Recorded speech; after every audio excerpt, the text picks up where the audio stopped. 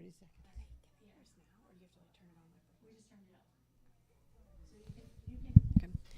Good evening, everyone, and welcome to Back to School Night. If you could please get ready for the our wonderful information from Ms. Dandler and myself.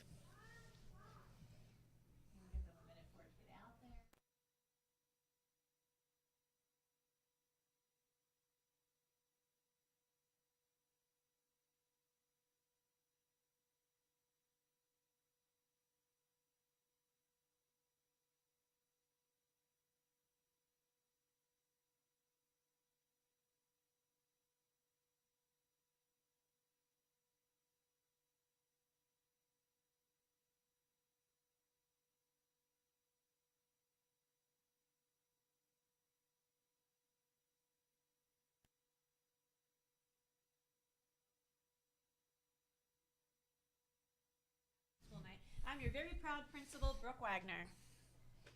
Oh, and I'm the very proud assistant principal, Amy Danler. Welcome, everyone. We want to go over just a few things with you, starting with our mission.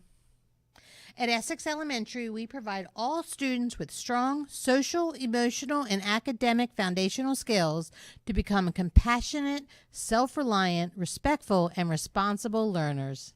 That is what we're trying to do every day with your children. And we have some new staff with us this year. I'm sure some of you have met them already, but we welcome again grade 4, Miss Harmel, for PE, Mr. Walker, vocal music, Miss Rogel, reading specialist, Miss Wynn, school counselor, Miss Jenkins, special educator, Miss Green, and special educator, Miss Pasqua. We have a new social worker, Miss Branch, a new care liaison, Miss Ferguson, health assistant, Miss Adams. So if you see any of our new friends, please give them a warm panda greeting. All right, this year we are going to be a fully funded Title I school. And I want to talk just a little bit about Title I and some of the requirements that comes with that. If you're on this site and you'd like to learn more about Title I, you can scan the QR code at the top with your phone. But really, Title I just means that we are, our poverty level here is higher than most schools, which means we get lots of wonderful funding from the federal government. And with that funding, we are able to buy programs, instructional resources. We are able to buy additional staff members to help with our instructional program. And we're also able to have family engagement nights. So through the next few slides, I'm going to talk about some of the information that we are required to share with you being a Title I school. But we are super excited about it. If you want to take a minute and scan this, this is the Title I documents that I will be emailing out after the presentation, probably tomorrow morning, that you need to have so that you can go through and know what a Title I means. So if you have a second, you can scan that, and then I'll move on.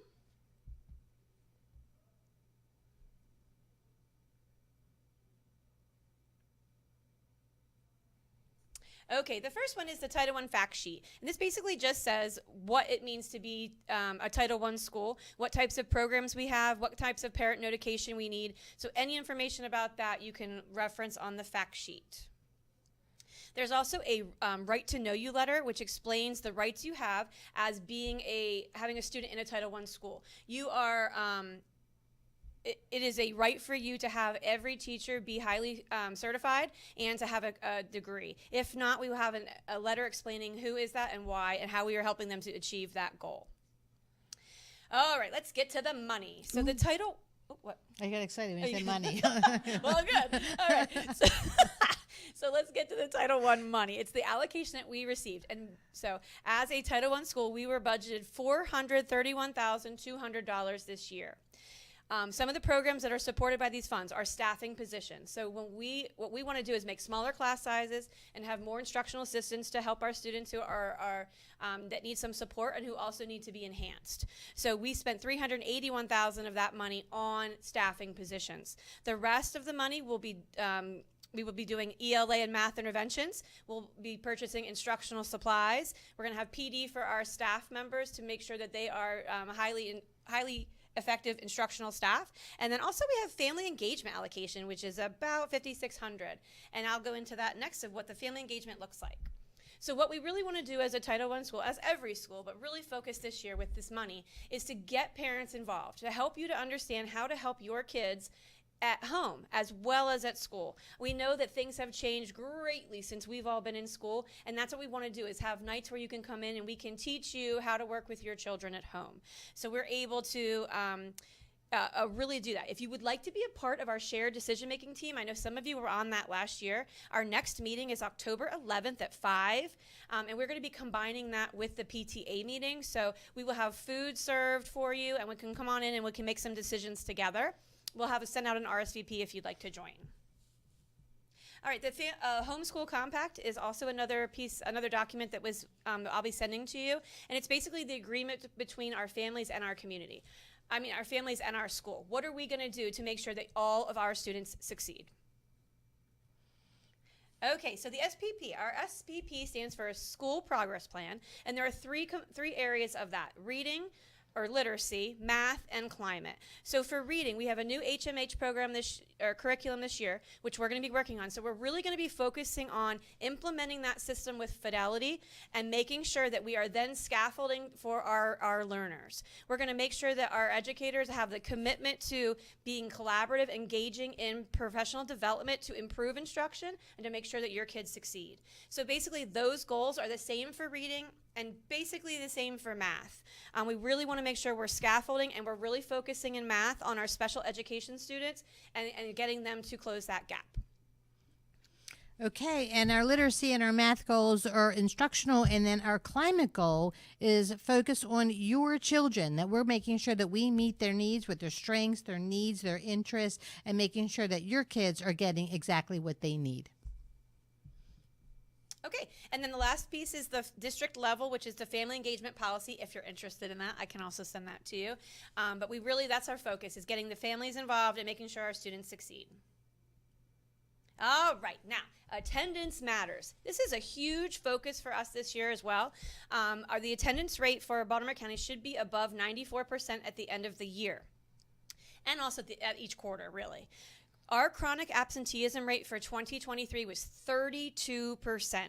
That means 32% of our students missed more than 18 days of school, which equals 3.5 weeks of instruction.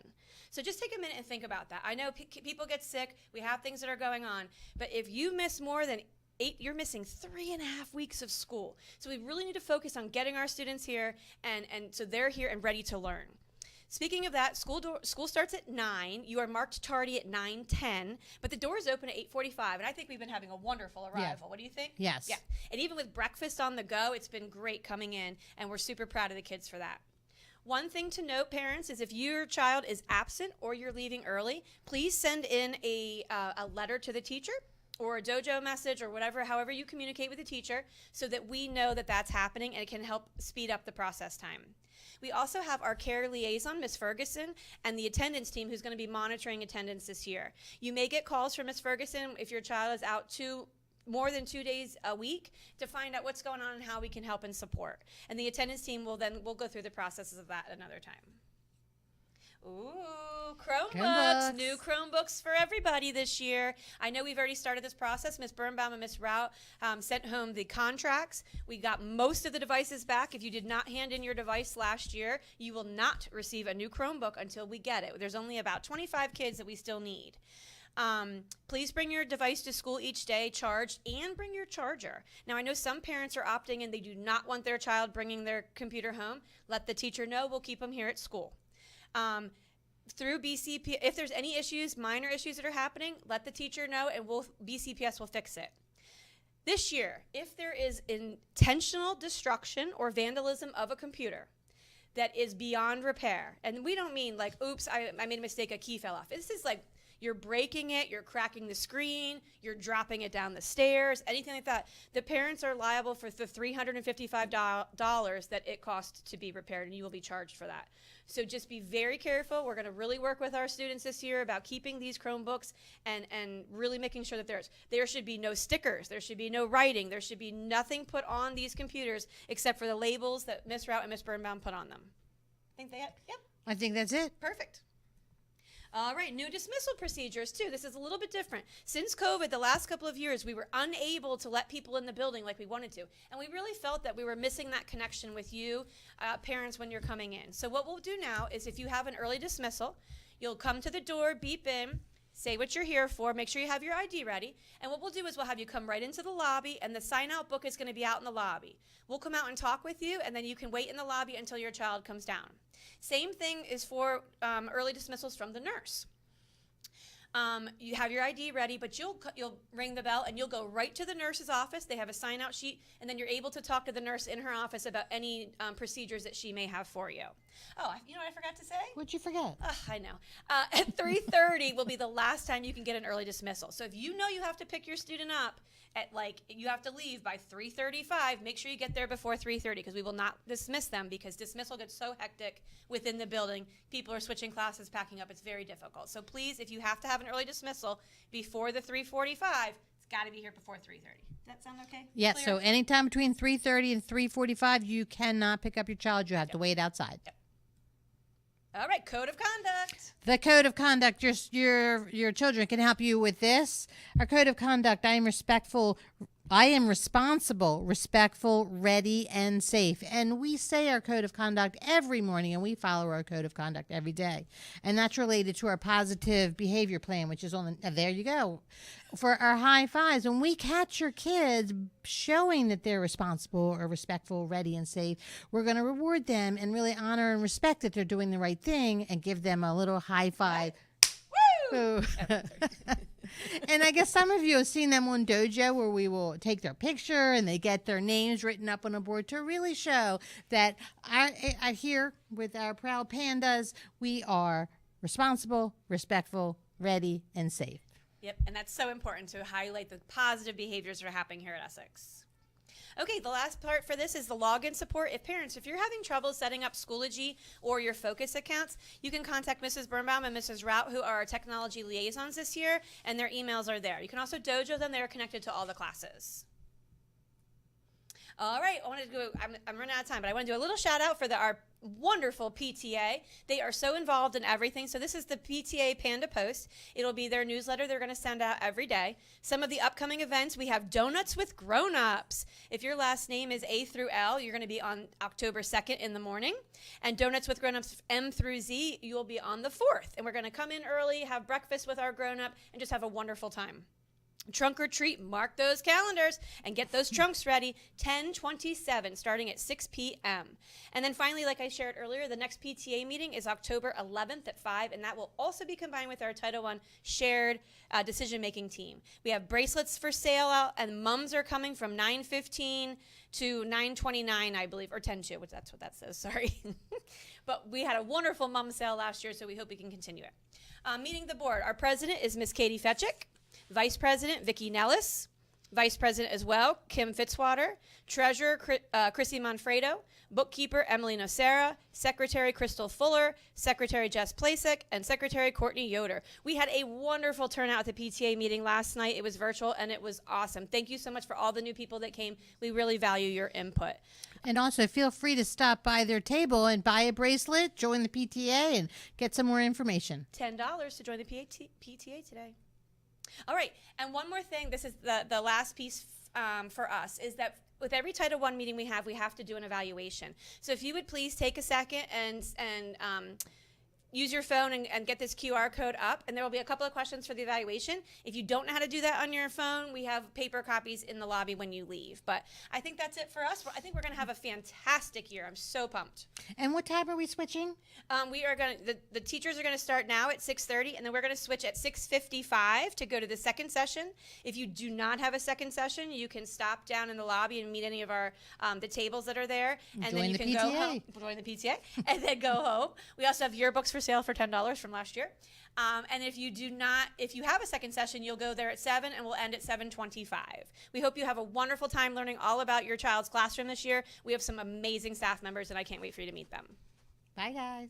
Bye. Have a great back to school night. And here's our contact if you need us. Have a wonderful night.